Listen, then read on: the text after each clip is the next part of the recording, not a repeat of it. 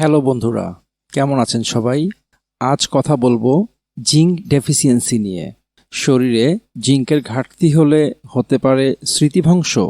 শরীরে জিঙ্কের ঘাটতি হয়েছে কিনা সেটা অনেকেই প্রাথমিকভাবে বুঝতে পারেন না, ফলে চিকিৎসা শুরু হতেও দেরি হয়ে যায়।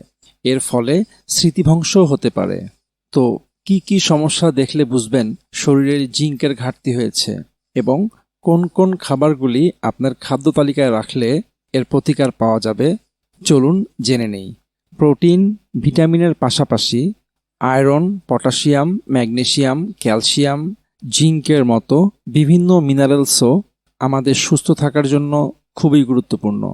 এগুলোর কোনো একটি মাত্রা কম বা বেশি হলে নানা শারীরিক সমস্যা দেখা দিতে পারে। অনেকেই হয়তো জানেন না, শরীরের বিভিন্ন মিনারেলসের মধ্যে অন্যতম এবং গুরুত্বপূর্ণ উপাদান হলো জিঙ্ক।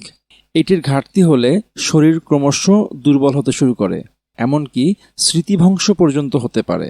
বিশেষজ্ঞদের মতে শরীর গঠনের অন্যতম উপাদান জিঙ্ক। ডিএনএ গঠন, কোষের বিকাশ, প্রোটিন উৎপাদন এবং টিস্যুগুলির মেরামতের জন্য জিঙ্কের বিশেষ ভূমিকা রয়েছে।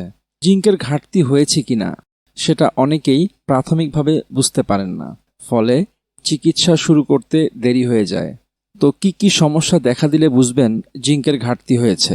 শরীরে জিঙ্কের ঘাটতি হওয়ার উপসর্গগুলি হলো শুষ্ক ত্বক, চুল পড়া, হজমের সমস্যা, হাড় দুর্বল হয়ে পড়া, মাথা ব্যথা, মাথা ঘোরা, নখে সাদা দাগ, এছাড়াও রোগ প্রতিরোধ ক্ষমতা কমে যাওয়া এবং স্মৃতিশক্তিও কমতে থাকা। আপনার শরীরে যদি এ সকল উপসর্গ দেখা দিতে শুরু করে, তাহলে প্রথমেই জিঙ্ক সমৃদ্ধ খাবার খাওয়া শুরু করুন। প্রতিদিন খাদ্য তালিকায় ডিম রাখুন, এতে প্রোটিনের পাশাপাশি জিঙ্কও প্রচুর পরিমাণে রয়েছে। শরীরে জিঙ্কের ঘাটতি মেটাতে প্রতিদিন খেজুর, কাজু বাদামের মতো ড্রাই ফ্রুটস খান। এগুলো খেলে পেশির ব্যথা কমে, আর কাজুতে প্রচুর পরিমাণে জিঙ্ক থাকে এবং হাড় মজবুত করে। পালং শাক, স্ট্রবেরি, মাংস, দানাশস্য, অ্যাভোকাডো, স্ট্রবেরির মতো ফলেও জিঙ্ক পাওয়া যায়, তাই এগুলো প্রতিদিন খাদ্য তালিকায় রাখুন। তো আজকের মতো এ পর্যন্তই। ভালো থাকবেন।